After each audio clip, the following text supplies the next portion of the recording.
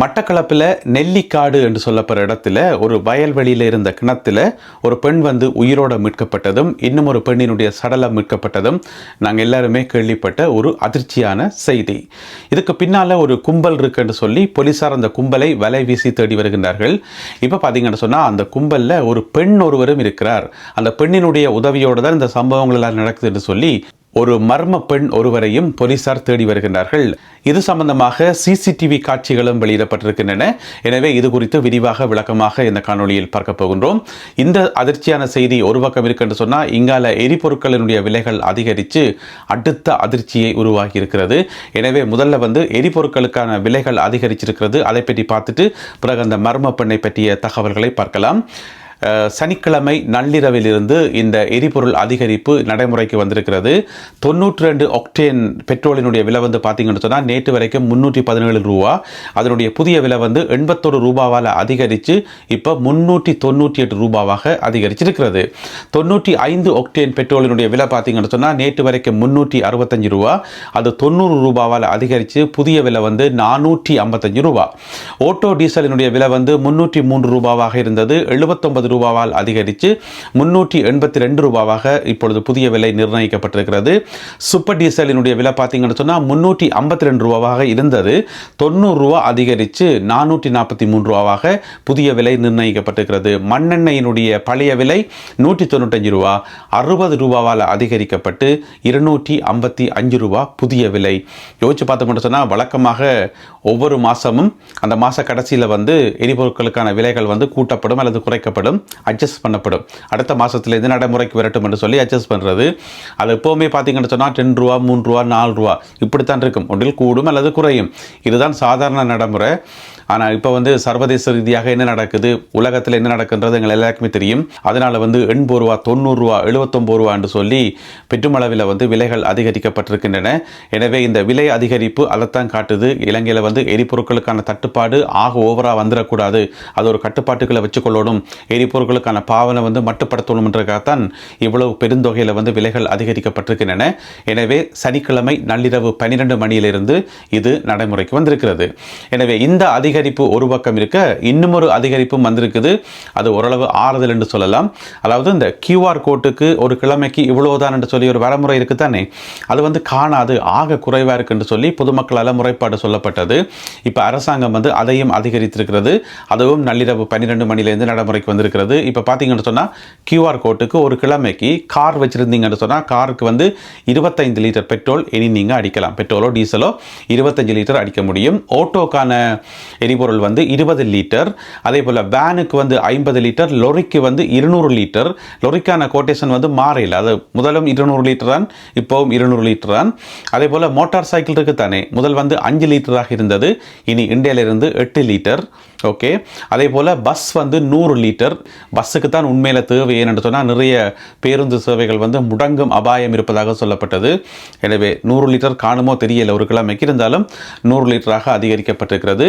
அடுத்தது விவசாயத்துடன் சம்பந்தப்பட்ட வாகனங்கள், விவசாயத்துடன் சம்பந்தப்பட்ட உபகரணங்கள், எரிபொருள் தேவைப்படுகின்ற உபகரணங்களுக்கு கிழமைக்கு 40 லிட்டராக அதிகரிக்கப்பட்டிருக்கிறது. இது QR கோட் அடிப்படையில் ஒரு கிழமையில் நீங்கள் எவ்வளவு எரிபொருளை சட்டபூர்வமாக வாங்க முடியும் என்றதுக்கான அளவு தான் இது.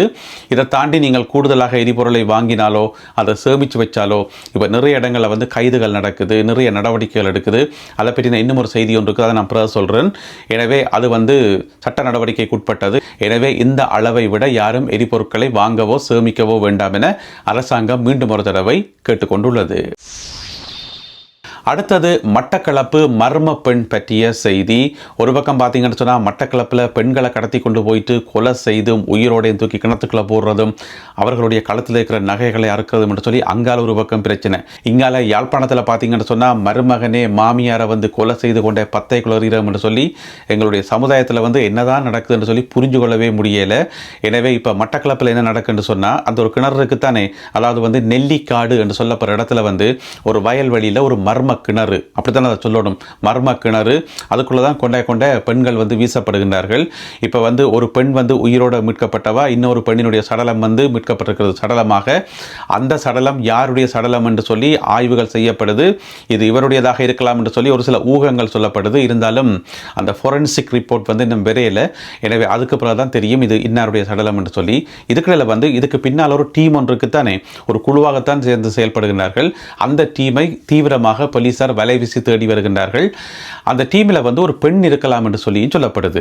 ஏனென்று சொன்னால், இந்த கிணத்துக்குள்ள வந்து உயிரோட மீட்கப்பட்ட பெண் இருக்கிறா தானே, அவள் வந்து அந்த சம்பவம் நடக்காக்கு முதல் அன்றைக்கு வியாழக்கிழமை வந்து அந்த பெண் வந்து அந்த கடத்தல்காரர்களால் பிடிக்காக்கு முதல் அந்த கடத்திருவால நடந்து போகிற அந்த சிசிடிவி காட்சி வந்து வெளியாகி இருக்குது. இதுதான் அந்த காட்சி. இப்போ நீங்கள் பாருங்க, அந்த பெண் வந்து தன்னுடைய கை குழந்தையை தூக்கி கொண்டு குடையோட பிடிச்சு கொண்டு பார்த்தா சரியான வெயில் போலடக்கு, என்ன நிழல் வந்து கீழே விழுது, சரியான வெயில் போலடக்கு.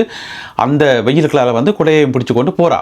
பின்னால் பாருங்க, சிவப்பு கலர் உடுப்பு போட்ட ஒரு பெண் வந்து பின்தொடர்ந்து கொண்டே போகிறா. கனதூரம், கொஞ்ச நெஞ்ச தூரம் இல்லை, கனதூரம். அப்போ அவர்கள் 2 பேருமே வந்து உறவினர்களோ நண்பர்களோ இல்லை. அப்படி இருந்தால் காய்ச்சி கொண்டு போயினோம். ஏன் பின்னுக்கு முன்னுக்கு போகணும்? அப்படி போயினும் தானே, பக்கத்தில் போயினோம், காய்ச்சி கொண்டு போயினோம். ஆனால் 2 பேருமே வந்து கதைக்காமல் அந்த பெண் போகிறா. போக பாருங்க, அந்த பெண்ணினுடைய அந்த நடையினுடைய வேகம் வந்து அதிகரிக்குது. ஆரோ தன்னை பின்தொடரணும் என்று சொல்லி விளங்கிச்சா இன்னும் தெரியல. அந்த பெண் பாட்டுக்கு போய்கொண்டிருக்கிறா. இந்த சிவப்பு சட்டை போட்டு வந்து பின்னாலேயே போய்கொண்டிருக்கிறா. அப்புறம் அங்கால போயிட்டு அந்த மறைஞ்சா பிறகு ஒரு இடத்துல அந்த பெண் திரும்பி பிறகு மற்ற பக்கத்தால் போகிறா, மற்ற ரோட்டால். அப்போவும் இந்த பெண் வந்து பின்னாலேயே தொடர்ந்து போறா. எனவே இந்த சிசிடிவி காட்சியை பார்க்கக்குள்ள வந்து தெளிவாக விளங்குது. அந்த சிவப்பு சட்டை அணிந்த பெண் அந்த பெண்ணை பின்தொடர்ந்து போறதும், அந்த பெண் காணாமல் போனதுக்கும் கடத்தப்பட்டதுக்கும் பின்னால இந்த பெண்ணும் இருக்கலாம் என்று சொல்லி இப்ப சந்தேகிக்கப்படுது. எனவே இவரை வந்து அடையாளம் தெரிந்தவர்கள் உடனடியாக போலீசுடன் தொடர்பு கொண்டு தகவல் தரும்படி போலீசார் கேட்டிருக்கிறார்கள். இந்த பெண்ணினுடைய புகைப்படங்கள் இப்பொழுது சமூக வலைத்தளங்களில் வேகமாக பரவி வருகின்றன. எனவே இந்த பெண்ணை பற்றிய தகவல் தெரிந்தவர்கள் போலீசாருக்கு கொடுக்கலாம். குற்றம் செய்திருந்தால் பிடிபடுவா, குற்றம் இல்லை என்று சொன்னால் விசாரித்து போட்டு விட போகிறார்கள். அவ்வளவுதான், இதில் ஒன்றும் இல்லை. எனவே இந்த மர்ம பெண் பற்றிய தகவல்கள் இப்பொழுது கோரப்பட்டிருக்கின்றன. இதுக்கிடையில் பார்த்தீங்கன்னு சொன்னால், அந்த கிணறு இருக்கு தானே, அந்த வயல்வெளியில் இந்த கிணறு, அது வந்து இன்றைக்கு இறைக்கப்பட்டிருக்கிறது. நேற்று சனிக்கிழமை அந்த கிணறு வந்து முற்றுமுழுதாக இறைக்கப்பட்டது. அதாவது மண்முனை தெற்கு பிரதேச சபையினுடைய ஏற்பாட்டில் நீதிமன்றத்தினுடைய உத்தரவை அடுத்து அந்த கிணறு வந்து இறைச்சி பார்க்கப்பட்டது. உள்ளுக்குள்ள வேறு ஏதாவது கிடக்கான்னு சொல்லி. ஆனால் அதுக்குள்ள எதுவுமே இருக்கல, வேற தடைய பொருட்கள் எதுவுமே இருக்கல. இருந்தாலும் இறைச்சி பார்க்கறது நல்லது தானே. எனவே இறைத்து பார்க்கப்பட்டது. என்ன பிரச்சனை சொன்னால், அந்த வயல்வெளிக்குள்ள வந்து சில எலும்பு கூடுகள் இருக்கலாம் என்று சொல்லி ஊர் மக்கள் மத்தியில் வந்து கதைகள் அடிபடுது. நீ போலீசார் வந்து எல்லா இடம் வந்து செக் பண்ண வேண்டி இருக்குது. அந்த கிணறு மட்டும் இல்லாமல் அந்த சுத்தவரை இருக்கிற ஏரியா முழுக்கவே வந்து செக் பண்ண வேண்டி இருக்குது. எனவே இப்படி கூட சம்பவங்கள் நடக்குது. களத்தில் போட்டுக்கிற நகைகளை அறுக்கிறதுக்காகவே ஒரு குரூப் வந்து இப்படி திரிஞ்சொன்று இருக்குது. இதுக்கிடையில வந்து இன்னும் ஒரு தகவல் ஒன்று கிடைச்சிருக்குது. இதை வந்து போலீசார் உத்தியோகபூர்வமாக வெளியிடையில இருந்தாலும் அந்த குரூப் ஒன்று இருக்குது, அந்த கும்பல் உண்டு, அதில் சம்பந்தப்பட்ட ஒரு 2-3 பேர் வந்து கைது செய்யப்பட்டிருக்கிறார்கள் என்று சொல்லி, அதாவது சனிக்கிழமை இரவு போல கைது செய்யப்பட்டிருக்கிறார்கள் என்று சொல்லி ஒரு தகவல் ஒன்று வெளியாகி இருக்கிறது. அதில் வந்து அந்த கிணத்துக்குள்ள வந்து உயிரோட மீட்கப்பட்ட பெண் இருக்கிறாரோ, அவாண்ட களத்தில் இருந்து தாலி கொடி வந்து பறிச்செடுக்கப்பட்டிருக்கிறது. அந்த தாலி கொடியும் மீட்கப்பட்டிருக்கு என்று சொல்லி ஒரு புகைப்படம் வெளியாகி இருக்கிறது. இப்போ நீங்கள் பார்க்குற இந்த படம் தான். எனவே இது சம்பந்தமாக போலீசார் இன்று ஞாயிற்றுக்கிழமை காலமை உத்தியோகபூர்வமான தகவல்களை ஊடகங்களுக்கு வெளியிடுவார்கள் என்று சொல்லி எதிர்பார்க்கப்படுகிறது. இருந்தாலும் அந்த குறிப்பிட்ட கும்பலை தேடி இப்பொழுது போலீசார் பல முனைகளில் தேடுதல் வேட்டையில் இறங்கியுள்ளார்கள். 2000 லிட்டர் டீசலை சட்டவிரோதமாக வைத்திருந்தார் என்கிற குற்றச்சாட்டின் அடிப்படையில் ஒரு 25 வயதுடைய நபர் ஒருவரை கொட்டாஞ்சேனை போலீசார் கைது செய்திருக்கின்றார்கள்.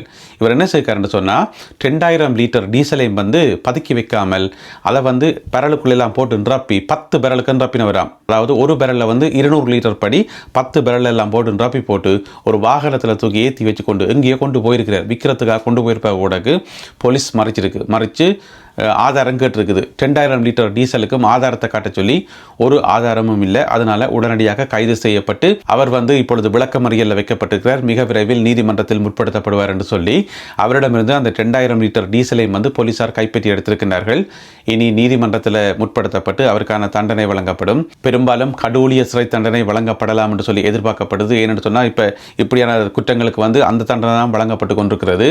எனவே 2000 லிட்டர் டீசல் வந்து அவருக்கு திருப்பி கொடுக்கப்பட மாட்டாது. அது நீ அரசாங்கத்துக்கு தான், எனவே அவர் ஜெயிலுக்குள் இருக்க வேண்டியதான். இப்படி வந்து ஒவ்வொரு நாளுமே வந்து நிறைய பேர் வந்து பிடிபடுகின்றார்கள். ஆனால் நான் நினைக்கிறேன் எல்லாம் அந்த செய்திகள் கேட்கிறல போறதுக்கு, செய்தி கேட்டு நாட்டில் என்ன நடக்குது, நாங்களே தேவையில்லை வேலை பார்ப்பேன் அந்த மாதிரி ஒன்று நிற்கிறல போறதுக்கு ஒன்றுமே கேட்கல. பேப்பரும் வாசிக்கிறல, யூடியூப்பும் பார்க்குறல, ஒன்றும் இல்லை. அப்படியே தெரிய வேண்டியான் தெரிஞ்சு இந்த மாதிரியான வேலைகளை பார்த்து கடைசியாக பிடிபட்டு உள்ளுக்கு இருக்கிற போறதுக்கு இதோட எத்தனையோ பேர் வந்து பிடிபட்டுனா ஒன்றுமே செய்யலாது. நல்லது அன்பான உறவுகளை, இத்துடன் இன்றைய செய்திகளும் தகவல்களும் நிறைவு பெறுகின்றன. இந்த காணொலியில் பகிர்ந்து கொள்ளப்பட்ட செய்திகள் தொடர்பான உங்களுடைய கருத்துக்களை மறக்காமல் கீழே எழுதுங்கள். மீண்டும் சந்திப்போம். நன்றி, வணக்கம்.